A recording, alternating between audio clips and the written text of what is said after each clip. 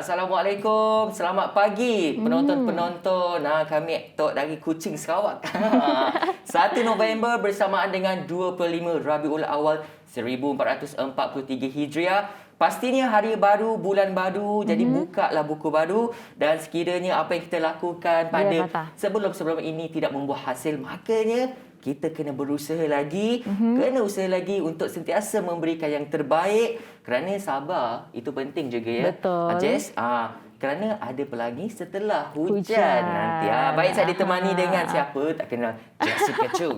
Selamat pagi kepada anda semua dan teruskan kesetiaan anda bersama kami selama 1 jam kerana kami bawakan topik-topik yang menarik kepada anda dan informasi kepada anda. Betul. Dan satu lagi saya nak pesan Fatah, kejayaan ni adalah sesuatu perjalanan sebenarnya, bukanlah sesuatu destinasi. Jadi pasti ada liku-likunya dalam kehidupan. Cabaran-cabaran itu sebenarnya yang membuatkan menggamit memori kita sebenarnya. Dan bila kita dah mencapai sesuatu kejayaan, itulah yang kita akan ingat sampai. Kita kenang-kenangkanlah. Baik, topik kepasan kita pada hari ini adalah mengenai pembukaan sektor ekonomi di fasa endemik dan juga kemahiran mendengar yang ideal. Jadi pastikan kesetiaan anda bersama dengan kami sehingga ke penghujung rancangan. Dan kami juga bersiaran langsung di Facebook rasmi kami Sejahtera Asia dan laman sosial media rasmi kami juga TVS TV.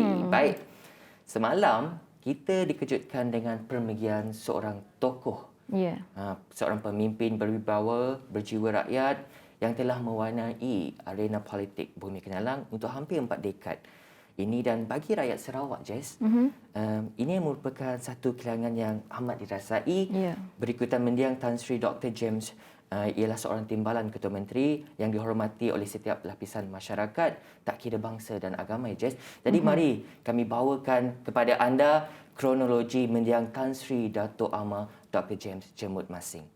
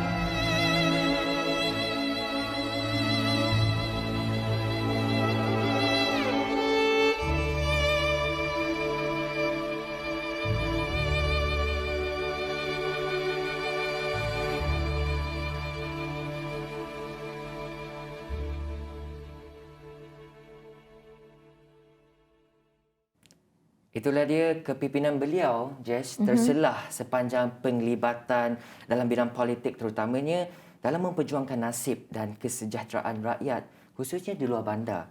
Yeah. Selama tempoh perkhidmatan dalam Kerajaan Negeri Sarawak sebagai wakil rakyat dan ahli Kabinet Negeri, mendiang telah banyak membawa perubahan kepada rakyat di luar bandar, khasnya tempat asal-usulnya negeri Kapit. Ya, dan juga fokus perkhidmatan dan sasaran yang mendiang buat bertujuan untuk kesejahteraan rakyat dan hasil titik puluh beliau membuahkan hasil sehingga kan menjadi contoh teladan yang terbaik kepada pemimpin seangkatannya dan juga pewaris kita pada masa akan datang. Dan pembangunan yang paling ketara sekali yang dibawakan oleh mendiang sebenarnya Fatah adalah penghubungan akses jalan pedalaman ke laluan utama Pekan dan bandar melalui jalan Balak, dan polisi pembangunan seperti itu sudah tentunya sangat-sangat membantu masyarakat di pedalaman, terutama sekali dari segi hiliran ekonomi dan juga yang membantu penduduk pedalaman sebenarnya. Dan dari segi ideologi kepimpinannya juga Fatah, mendiang telah memberi semangat kepada anak muda tempatan untuk terus bersuara memberi maklum balas kepada pihak pemerintah dan sebagainya.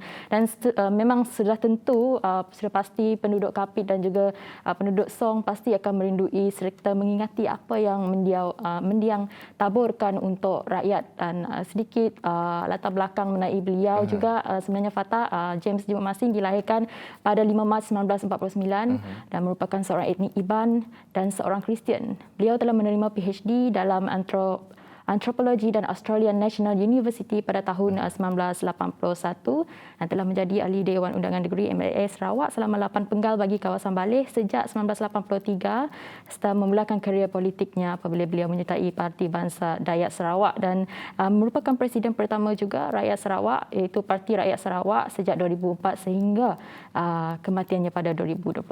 Dan sudah tentu pemergiannya telah diratapi oleh pemimpin-pemimpin Sarawak sendiri seperti Ketua Menteri Datuk Patinggal Ban Johari Tunopeng yang turut menyifatkan pemergian Tan Sri Dr. James Jimot Masing sebagai kehilangan besar bagi pentadbiran Sarawak khususnya dalam membangunkan negeri ini, Fatah. Betul tu, dan juga kami ingin bawakan kepada anda penonton-penonton luahan rasa hati yang berhormat Datuk Henry Sumagong dan yang berhormat Jeneral Rentap Jabu Henry YB Henry dan yang berhormat Jeneral Rentap Jabu di atas pemergian mendiang.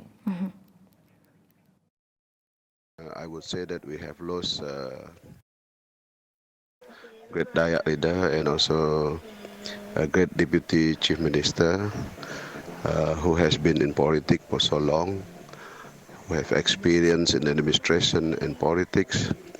And today we are indeed very sad that he has gone to the Lord, and we hope that his family will be comforted by the good Lord, and hopefully we continue to pray for his soul. May his soul rest in peace. It's a great loss for all of us, and I'm also personally very close to him, so I consider him as a good leader, a good mentor, political mentor. Okay. Dengan sedih kita mendengar kabar kematian Tan Sri Dr. James Jimot Masing pagi tadi.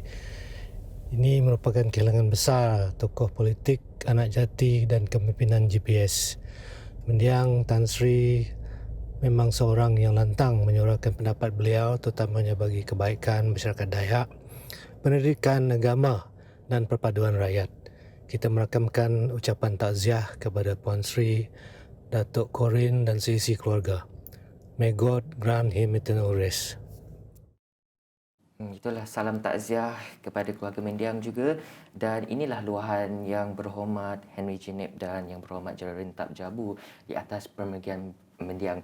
Kita semua terasa sehingga hari ini ada bukan ada setengah, mungkin ini mungkin sekadar mimpi. Ya, kan? masih tak dapat menerima realiti. Namun itulah realiti, dan juga selain daripada itu, pemimpin lain seperti Menteri Kanan Kerja Raya, Datuk Seri Fadilah Yusof juga berkata sesungguhnya Sarawak kehilangan seorang pemimpin yang veteran, yang berwibawa, komited dan berpengalaman.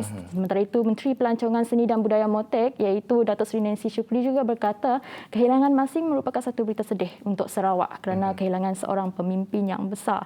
Manakala Menteri Kerajaan Tempatan dan Perumahan Merangkap Presiden Parti Rakyat Bersatu Sarawak, Datuk Seri Dr. Sim Kuhian berkata, saya bertuah kerana menjadi rakan sekerjanya, sahabat dan mendapat manfaat daripada kebijaksanaan, jenaka dan kemesraan beliau selama ini. Jadi itulah yang dikenang-kenang oleh rakyat dan juga pemimpin-pemimpin di Sarawak sebenarnya, Fatah. Betul, itulah turut berduka cita di atas pemergian mendiang semestinya masyarakat Dayak. Kehilangan seorang pemimpin yang bersuara lantang dan sentiasa berjuang untuk kemajuan komuniti itu dalam semua aspek. Selepas pemergian Tan Sri James Jemut Masing ini, mendiang juga disifatkan sebagai seorang pemimpin yang sentiasa menyokong kepentingan penyertaan masyarakat Dayak dalam kerajaan bagi memperkasakan wakil komuniti ini. Dan mendiang juga memperkasakan masyarakat Dayak dalam politik dan saling menghormati serta memastikan penyertaan mereka boleh membantu negara dan negeri.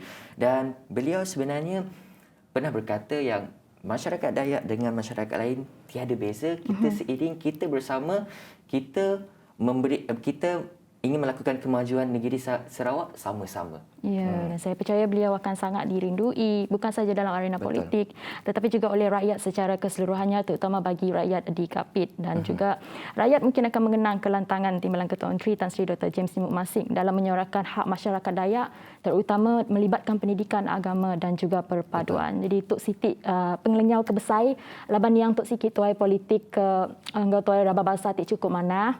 Ia seruran cakah mantai ke buah rundi yang tebal lagi perkara ke uleh maik pemai ngagai komuniti Dayak tinjeng kawum bidang pelajar pengarap dengan penyeraku peraban bangsa. Jadi mayuh pendelebak serta berbendal gawak lebih lagi gawak ke komuniti Dayak Iban.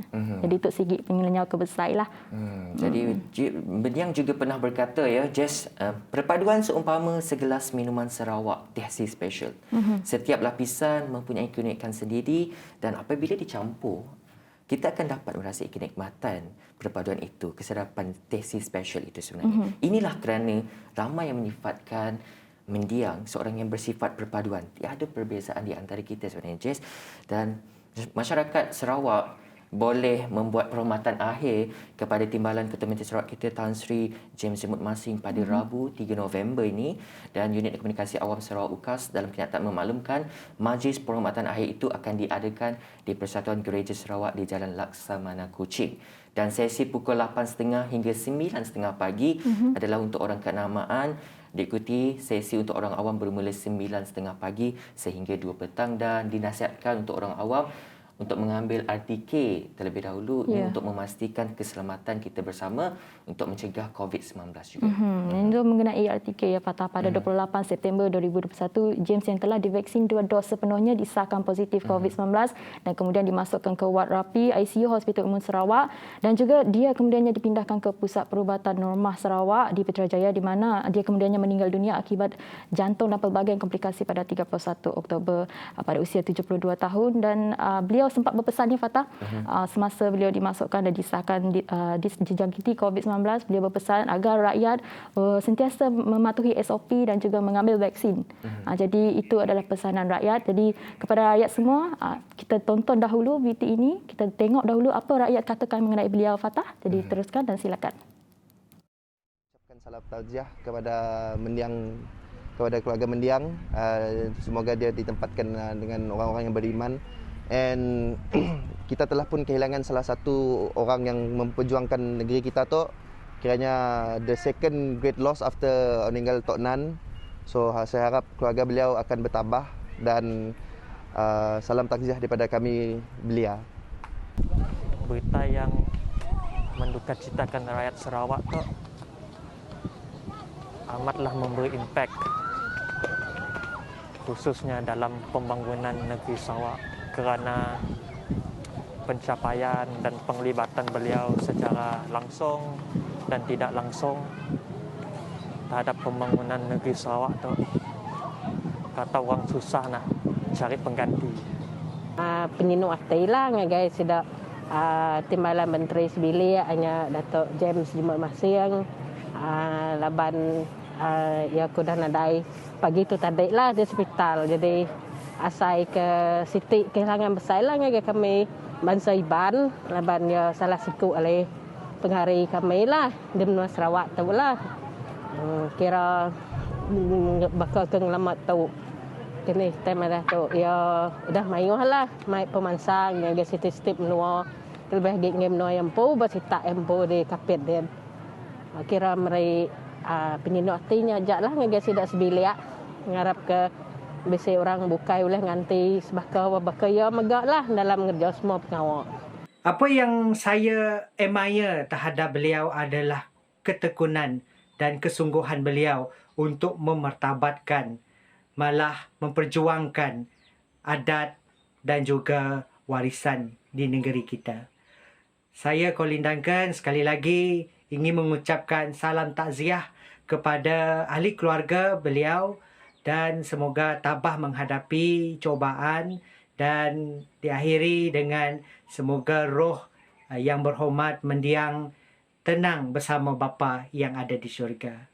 Rest in peace and God be with him. Amen. Sebagai rakyat Sarawak, mendiang merupakan seorang pemimpin yang berjiwa rakyat. Seorang pemimpin yang berpengalaman luas dan berpandangan jauh dalam membangunkan negeri Sarawak, khususnya kawasan pedalaman bagi kaum Dayak. Jasa dan pengorbanan mendiang tu akan dikenang sampai bila-bila kerana mendiang adalah merupakan sosok utama dalam pembangunan negeri Sarawak dan satu kehilangan yang amat mendukacitakan dan menjadikan khususnya bagi negeri Sarawak dan Malaysia. Jadi kami orang mengharapkan lepas tu legasi seterusnya akan dapat membantu segala jasa baik dan pengorbanan mendiang selepas tu.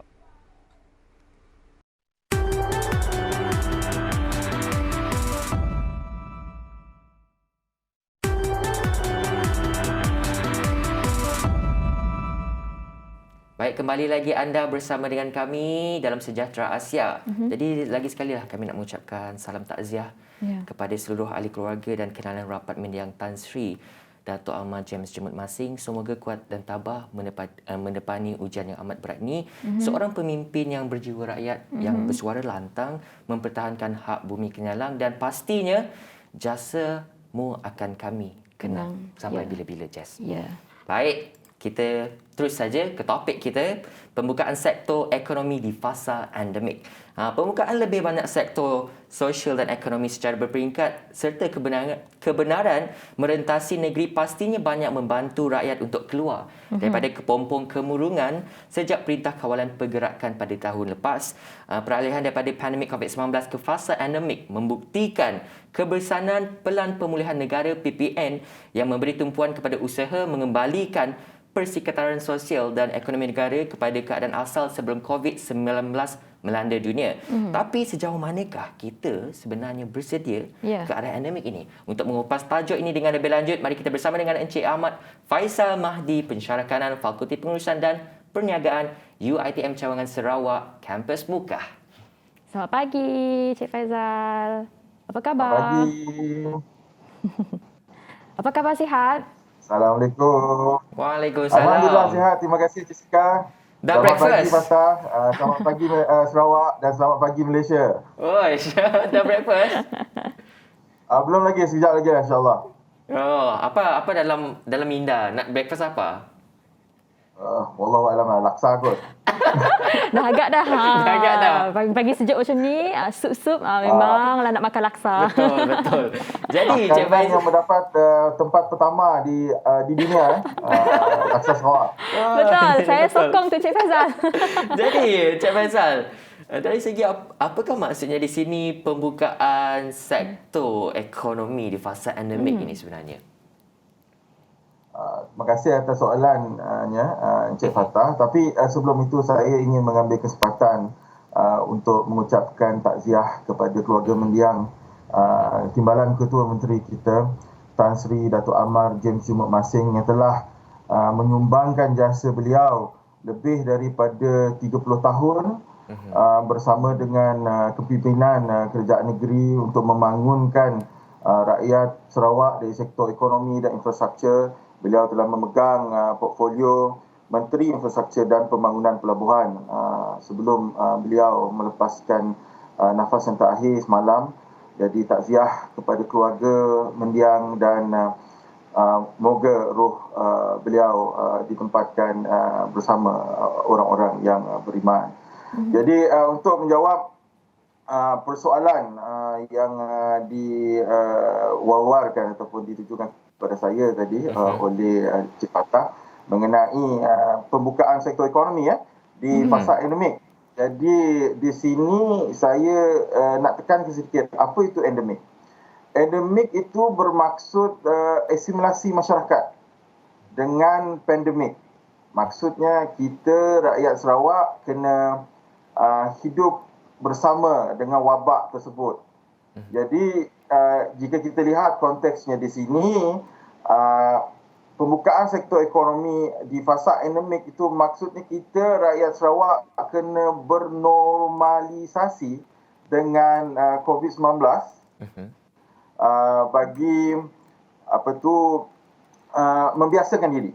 Sebab bila dah tempoh endemik ini, kita kena terima COVID ini dah sama macam demam campak, demam denggi, malaria. Itu dulu merupakan wabak. Sekarang ni dia dah jadi endemik. Maksudnya kita rakyat Sarawak secara umumnya harus menerima COVID is around us, so we have to live with it. Itulah maksud pembukaan sektor ekonomi di fasa endemik.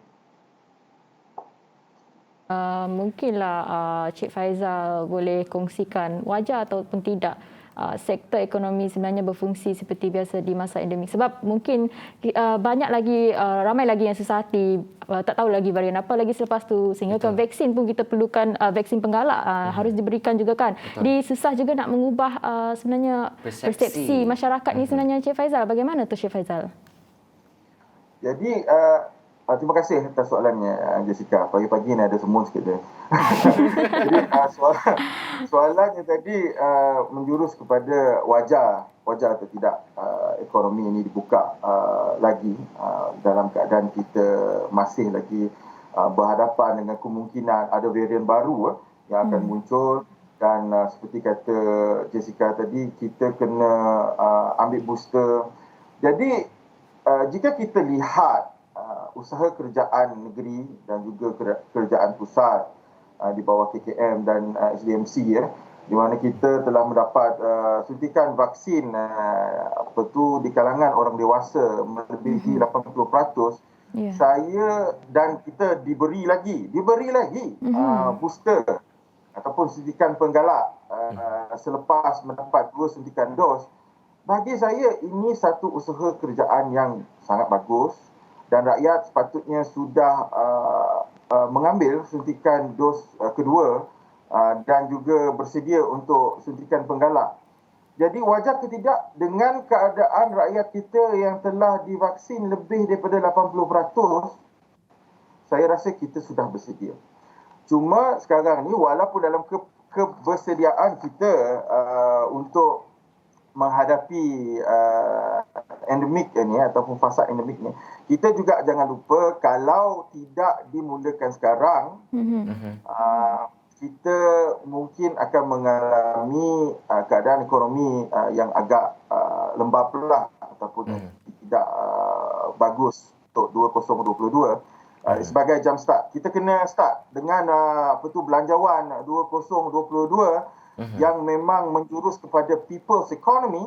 Kalau kita tidak ambil peluang ini bersama dengan kerajaan pusat, maka ia satu kerugian. Dan langkah kerajaan memang sudah mengambil titik berat semua aspek. Jadi kita sebagai rakyat Sarawak jangan risau.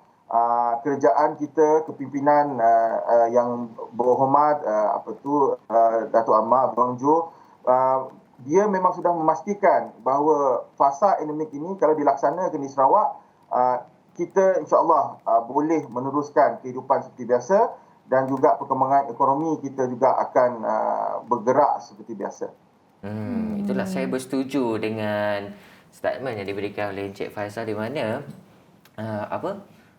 dos penggalak ini sebenarnya adalah satu kerajaan usaha kerajaan yang bijaksana lah. Ini untuk memastikan kita dapat hidup survival mode kita kena ada dekat situ. Kita perlu terima kenyataan kita kena hidup dalam norma yang baru. Jadi kita berhenti berehat seketika, nak ngopi-ngopi loh dengan Cik Faizal. Jadi jangan ke mana-mana, hanya dalam Sejahtera Asia.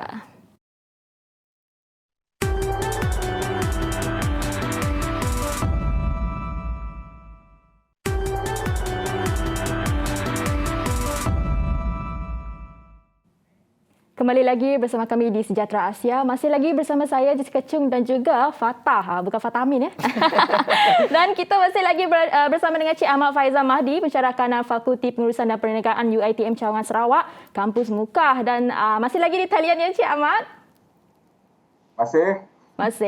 Okey, seperti yang Cik Ahmad kongsikan tadi, rakyat sudah bersedia ya, Fatah, sebab kerana vaksin kita telah melebihi 80 ke 90% pada ketika ini dan juga sebab itu kita dapat lihat ya Fatah, sektor ekonomi telah dibuka secara berperingkat dan juga kalau kita lihat langkah ataupun cara kerajaan kita sendiri, bagaimana pengurusan di fasa endemik dan juga pandemik, sudah pasti kita boleh letakkan kepercayaan kita kepada kerajaan yang memimpin dan saya kira banyak aspek yang telah diambil kira. Jadi Cik Faizal, kita nak tanya Cik Faizal juga, polisi kerajaan negeri Sarawak masih lagi menekankan kelestarian ekonomi melalui pendekatan digital. Apa pandangan Cik Faizal mengenai penglibatan digital dalam fasa endemik ini? Sebab impak dari pandemik COVID-19 ni Cik Faizal telah mengajar kita ataupun mendorong kita untuk mendekatkan lagi penggunaan digital di kalangan masyarakat sendiri. Bagaimana tu Cik Faizal? Untuk menjawab soalan Jessica tu, terima kasih atas soalan. Saya ingin mengucapkan ribuan terima kasih kepada langkah berani yang telah diambil oleh Ketua Menteri Sarawak kita bila beliau telah memperkenalkan digital economy kepada Sarawak. Itu merupakan satu langkah berani yang di mana Sarawak mendahului Persekutuan Malaysia dalam mengambil keputusan untuk memberi penekanan kepada digital economy. Jadi bila kita lihat pelibatan digital ni dalam era endemik sangat-sangat relevan. Di mana kita masih lagi kena patuh SOP. Okay? Kita tidak boleh lagi bebas seperti sebelum pandemik. Jadi relevansi ataupun implikasi ekonomi digital ataupun keupayaan ekonomi digital Sarawak harus diperkuatkan dan dalam bajet 2022 kita memberi ataupun kerajaan persekutuan memberi 2 bilion hanya untuk latihan belia dan saya lihat di sini ia boleh digunakan sebagai sampang dua mata untuk meningkatkan lebih pelibatan ekonomi di kalangan belia untuk digital economy. Dan bagi saya kalau kita lihat teknologi kita di Sarawak ini taklah teruk sangat dan ia tengah dikembangkan dengan lebih baik dari semasa ke semasa. Dan bagi saya kalau kita lihat pendekatan kelestarian ekonomi kita dengan digital, ia harus seiring. Sebab sekarang kita tidak boleh lagi duduk di dalam keadaan yang lama ataupun ditakut yang lama. Kita kena bergerak ke arah yang lebih bijak ataupun technological savvy. Di mana digital ni ataupun landmark digital ini merupakan wajib di dalam untuk mengembangkan ekonomi Sarawak. Kita kena tahu Sarawak ini muka buminya besar, geografinya besar. Kalau kita tidak menekankan ataupun mengutiliskan kemudahan teknologi yang telah diperkenalkan oleh Yang Berhormat Ketua Menteri kita, maka itu adalah satu yang membazir dan sesuatu yang mungkin akan menyebabkan kita tidak mampu bersaing. Dan saya rasa Jessica dengan Fatah tahu bahawa sewaktu COVID kita ada lebih daripada 30,000 usahawan yang gulung tikar. Dan melalui beberapa perbacaan ia menunjukkan usahawan ini tidak technological savvy ataupun tidak menggunakan platform digital ini. Jadi kalau kembali kepada soalan kelasterian ekonomi Sarawak bila waktu endemik ini haruslah seiring dengan perkembangan ekonomi digital Sarawak itu sendiri. Itu pendapat saya lah. Itulah. Orang cakap teknologi sekarang ni di hujung jadi. Semua informasi, semua yang kita nak beli, semuanya sekarang ni semua digital. Sebab masa pandemik ni orang kalau boleh dia nak mengurangkan semua nak cashless, nak mengelakkan sentuhan-sentuhan itulah untuk mengelakkan kita daripada terkena jangkitan COVID-19 ini. Dan juga saya merasakan saya perlu puji belia zaman sekarang ni, Jess, kalau kita lihat mereka ni bergiat aktif dalam social media, berjual pelbagai barang, pelbagai barangan perniagaan diusahakan secara digital ni. Dan sekarang ni kita pun sudah ada Digital Village dekat Kuching. Jadi ini satu inisiatif kerajaan untuk membantu kita untuk macam mana kita nak turn on our survival mode itu sendiri untuk kita lebih bersedia menghadapi ujian-ujian yang akan datang ni kan. Ya, dan juga kita dapat lihat lebih selamat dan cepat dan juga mudah seperti yang dikongsikan oleh Cik Faizal tadi. Cik Faizal kongsikan bahawa lebih daripada 30,000 perniagaan telah gulung tikar. Maksudnya mungkin tak dapat nak gunakan tak dapat gunakan ataupun utilize sepenuhnya penggunaan digital ni dalam pengurusan perniagaan mereka. Kita nak tanya Cik Faizal sebab kita nak menyentuh mengenai pemergian Timbalan Ketua Menteri kita Tan Sri James Jumat Masing merupakan ahli Dewan Undangan Negeri Baleh. Sudah pastinya banyak sumbangan lebih-lebih lagi dari segi pembangunan dan juga dari segi ekonomi. Jadi mungkin Cik Faizal boleh kongsikan bagaimana anda melihat pembangunan dan ekonomi di DUN beliau takbir, Cik Faizal. Jadi melihat usaha mendiang selama 30 tahun bertahan di DUN yang beliau pimpin, pembangunan dia rasanya penonton boleh melihat sebelum pengakhiran beliau telah menyambung jalan dan misi mendiang juga adalah sebenarnya untuk menghubungkan kawasan tersebut, kawasan beliau dengan pembukaan Ibu Negeri Baru di Kalimantan, Ibu Negeri Indonesia Baru di Kalimantan. Itu antara impian mendiang yang saya harap kepimpinan yang ada sekarang ini akan meneruskanlah legasi mendiang, memandangkan itu merupakan satu visi yang saya lihat boleh memacu lagi kemajuan ekonomi Sarawak itu sendiri secara keseluruhan. Kita tak lupa jasa-jasa mendiang dalam pelbagai sektor pembangunan pelabuhan dan sebagainya, sistem perairan. Jadi kita amat berterima kasih dengan mendiang sebab sumbangan yang telah mendiang curahkan kepada rakyat Sarawak memang kita tak mampu balas dan diharapkan keluarga mendiang tabahlah atas pemergian mendiang. Ya, itu tadi seperti yang Cik Faizal maklumkannya, Fatah. Memang pembangunan ataupun dari segi ekonomi yang telah dijalankan oleh mendiang memang kita katakan tak dapat nak nafikan yang sangat-sangat membantu lebih-lebih lagi penduduk pedalaman. Sebab untuk menghubungkan penduduk pedalaman dan juga penduduk di bandar itu sebenarnya sesuatu pekerjaan yang agak sukar. Betul. Jadi dengan adanya akses yang diberikan oleh beliau sebelum ini, disumbangkan oleh beliau sebelum ini, kita dapat sama-sama membangunkan penduduk di pedalaman supaya tidak ada yang tertinggal. Betul lah. Itulah orang cakap no one left behind. Kita nak sama-sama nak memacu kemajuan itu sama-sama menjelang 2030. Okey, Cik Faizal, ini untuk kesimpulan segmen kita pagi ini. Apa kata-kata akhir Cik Faizal kepada semua pengusaha sektor-sektor ekonomi ini?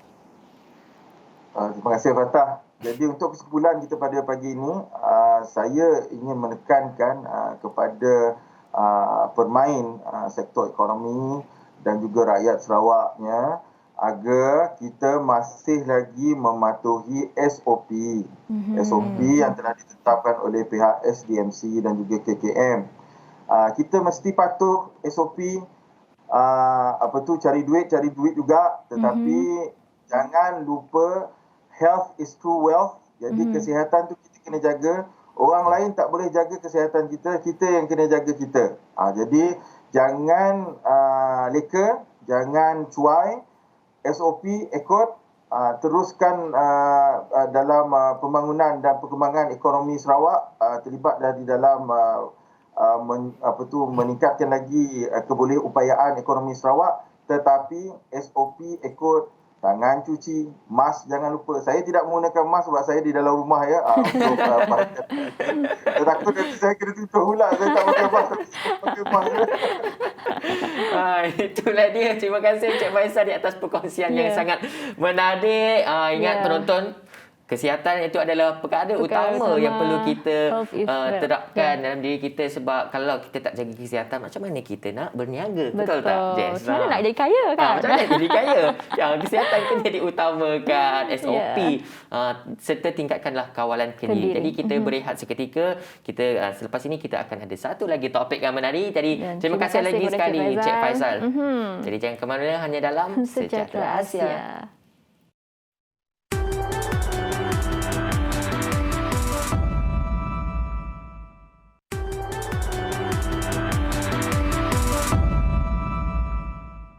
Terima kasih kepada anda kerana setia bersama kami. Jadi setialah bersama kami sehingga ke penghujung rancangan. Jangan lupa dahulu share dahulu Facebook kami. Ya, Fatah. Share dan like. Ya, like. Berikan banyak love, berikan banyak komen dan sebagainya. Baik, tadi kita dah kupas mengenai pembukaan sektor ekonomi di fasa endemik bersama dengan Cik Ahmad Faizal Mahdi. Sekarang ini kita akan berbincang mengenai kemahiran mendengar yang ideal untuk kesejahteraan diri. Jadi kita akan bersama dengan Pegawai Tadbir Psikologi Jabatan Tanah dan Survey. Selamat pagi, Cik Meg Michelle, anak muda, betul? Betul, selamat pagi. Apa khabar? Sehat. Sudah breakfast? Belum lagi. Saya pakai breakfast. Okey, lepas ni kita sama-sama breakfast. Okey. Jadi Cik Michelle, kita nak kupas sedikitlah mengenai kemahiran mendengar yang ideal ni. Jadi untuk pengetahuan semua, mendengar merupakan salah satu daripada aktiviti yang penting yang dilakukan di peringkat kanak-kanak dan dewasa. Baka 1971 telah menjalankan satu kajian terhadap kemahiran pendengaran. Hasil daripada kajian itu, 30% pendengaran dalam keadaan manusia itu sedar, 45% digunakan untuk mendengar, 30% digunakan untuk bercakap, 16% membaca dan 9% untuk menulis. Jadi ini menunjukkan proses pendengaran berperanan penting dalam komunikasi. Jadi mungkin boleh dikongsikanlah apa sebenarnya pendengaran yang ideal ni sebenarnya. Okey, terima kasih saudara dan saudari pengacara kita pagi hari ini. Selamat pagi dan salam sejahtera diucapkan kepada semua penonton yang setia bersama Sejahtera Asia. Sebelum saya memulakan topik pada hari ini, ingin saya menyampaikan salam takziah kepada keluarga mendiang Tan Sri Dato' Amar Dr. James Jimot Masing atas pemergian beliau. May he rest in peace. Dan di kesempatan ini juga, saya ingin mengucapkan terima kasih kepada pihak Sejahtera Asia atas jemputan untuk saya mengupas topik kita pada hari ini, iaitu kemahiran mendengar yang ideal, di mana kita nak kemahiran mendengar ini menuju pada kesejahteraan diri kita. Okey, apakah definisi kemahiran mendengar ini? Menurut Dewan Bahasa dan Pustaka, kemahiran mendengar adalah satu proses yang melibatkan dua peringkat kemahiran, iaitu kita menerima dan membezakan bunyi dan juga kita memahami bunyi bahasa yang bermakna. Jadi sebab ialah keluar perkataan, keluar klausa, keluarlah ayat supaya kita memahami bahasa ya. Dan menurut satu artikel yang juga ditulis oleh Lawston 1979, beliau telah mendefinisikan mendengar sebagai satu proses minda yang memberi makna kepada bahasa pertuturan. Jadi ingin saya mengingatkan juga dua perkara penting melibatkan kemahiran mendengar, iaitu hearing and listening. Dan saya memilih untuk menggunakan kata Inggeris sebab kita nak lihat perbezaan dua perkara inilah. Hearing ialah kita mendengar bersifat fizik, iaitu suara yang kita dengar tapi yang ibarat angin lalu, tidak berkesan. Itu hearing. Kalau kita listening, yang akan melibatkan usaha-usaha aktif dari fikiran kita dan perhatian penuh atas apa yang kita dengar melalui telinga. Jadi ia adalah satu proses yang serius dan kita memerlukan konsentrasi untuk memproses dan memahami apa yang kita dengar. Saudara dan saudari pengacara serta para penonton sekalian, kemahiran mendengar ini kita akan kaitkan dengan kesejahteraan diri. Kita nak lihat macam mana kemahiran mendengar yang baik boleh menyumbang kepada kesejahteraan diri seseorang. Dalam konteks hari ini, saya akan mengupas kesejahteraan diri secara umum dan boleh dipraktikkan oleh sesiapa saja. Ada perbezaan ya, hearing dan listening. Jadi jangan selalu nak cakap dengar ya, Fatah dengar ya, tapi kau tak listen. Dia sebut listen to me. Kena sebut macam tu. Terdapat beberapa jenis kemahiran mendengar dalam psikologi ni. Mungkin Michelle boleh jelaskan dengan berlanjut mengenai itu. Adakah kemahiran mendengar ini seperti aktif, pasif dan juga empati dapat digunakan untuk kebanyakan perbualan? Okey, kalau kita bercakap tentang psikologi dan kaunseling, dan saya merupakan kaunselor, jadi saya lebih refer kepada sesi kaunseling lah. Bagi sesi kaunseling, kita akan menjalankan kemahiran mendengar secara aktif dan kemahiran mendengar secara empati. Apa beza dua kemahiran ini? Kemahiran mendengar secara aktif ialah kita mendengar secara interaktif, di mana melibatkan kedua-dua belah pihak, iaitu yang penutur dan yang kita mendengar. Jadi masing-masing berperanan secara aktif semasa sesi perbualan tersebut. Semasa sesi mendengar, seseorang itu boleh mencelah dengan mengemukakan soalan tambahan bagi memberi penjelasan, pengulangan atau mengucapkan semula. Sebab itu kalau orang tanya ada soalan tak, dia ada dua. Sama ada orang tu faham ataupun dia tak faham langsung dan tak dengar. Okey, dia ada dua. Kemudian, kemahiran mendengar secara empati, ini memerlukan pendengar menganggap diri mereka sebagai penutur. Pendengar yang aktif sedia untuk menerima di samping meninjau lebih jauh apa yang disampaikan oleh penutur. Jadi kemahiran ini memerlukan latihan yang banyak kerana tidak mudah untuk kita meletakkan diri di situasi orang lain. Jadi itulah yang kami kaunselor harus amalkanlah supaya mendengar dengan aktif dan empati. Begitu juga ada satu lagi, pendengaran secara pasif. Tadi ada Encik Fatah ada cakapkan kemahiran mendengar secara pasif ini. Ini merupakan peringkat kemahiran yang paling rendah, di mana pendengar tidak dapat menangkap makna percakapan yang didengarnya. Jadi dia mungkin tak dapat memahami dan tak dapat memproses apa yang kita dengar. Jadi kemahiran ini sesuai untuk kita gunakan dalam perbualan harian sebenarnya. Kita sentiasa amalkan perkara ini sebenarnya. Cuma kita mungkin tak sedar apa jenis-jenis pendengaran yang kita praktikkan dalam harian. Dia dengar tapi tak memahami. Pelbagai kemahiran. Kemahiran mendengar ni dari segi aktif ni bermaksud kita mampu tak kita menangkap sebenarnya apa yang Michelle sebenarnya nak cakap kepada kita. Dan empati ni adalah benda perbualan harian kita lah kan, Jess, macam kita dua kelakar selalu. Tapi selalunya janganlah kakak kosong kata. Mesti faham apa saya tak sampaikan ni Fatah. Baiklah, nanti kita nak tanya Cik Michelle mengenai apa antara proses mendengar, sebab dimaklumkan tadi dibahagikan kepada beberapa peringkat. Jadi kita nak berehat sebentar, jangan ke mana-mana, hanya dalam Sejahtera Asia.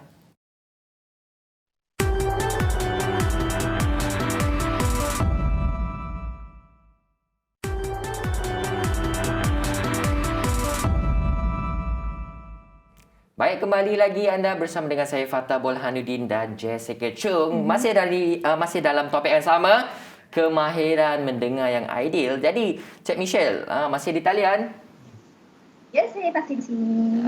Okey, tadi Jessica ada bertanya, proses mendengar dibahagikan pelbagai peringkat, beberapa peringkat. Jadi mungkin Cik Michelle boleh kongsikan apakah peringkat-peringkat tersebut? Okey, dalam kemahiran mendengar kita ada 4 peringkat. Okey. Dan saya akan explain peringkat-peringkat ini daripada kita bayi hingga kita dewasa. Okey. Untuk peringkat pertama, kita mendengar deretan bunyi bahasa. Kita mula mendengar bunyi-bunyi. Jadi bila kita dari bayi, kita dah dapat dengar bunyi. Jadi masa tu kita dengar saja bunyi suara, contohlah suara ibu, suara ayah ataupun bunyi alat mainan. Masa tu kita dengar, tapi memandangkan otak bayi belum boleh memproses. Jadi kita hanya dengar tanpa tahu makna dan faham bunyi tersebut. Yang membawa kepada peringkat kedua, iaitu bila kita memahami bunyi tersebut. Tadi kita hanya dengar. Kita tak tahu suara siapa, kita tak tahu bunyi apa, kita tak tahu. Tapi sekarang bila sampai peringkat kedua, kita nak faham bunyi tersebut. Jadi apabila seorang itu dapat memahami bunyi yang dia hendak dengar, dia dapat memberikan makna kepada bunyi tersebut. Contoh, bunyi lembut suara ibu. Bunyi kasar sikit mungkin suara ayah. Jadi kita dah tahu dah. Okey. Jadi dan secara tak langsung otak akan memainkan peranan secara automatik bagi memproses input yang sampai kepadanya. So dalam proses ini, seseorang itu akan dapat menghubungkan bunyi yang dia dengar dengan pemahaman dia. Kemudian peringkat yang ketiga. Untuk peringkat yang ketiga, kita dah menguasai makna bunyi tersebut. Okey. Apabila kita telah faham tadi, kita dah faham bunyi apa, kita dapat faham satu rangkai kata dengan rangkai kata yang lain dalam bahasa yang sama. Contoh, contohnya saya cakap saya nak pergi kerja. Kemudian saya cakap macam ni, aku nak pergi kerja. Jadi dia ada intonasi berbeza.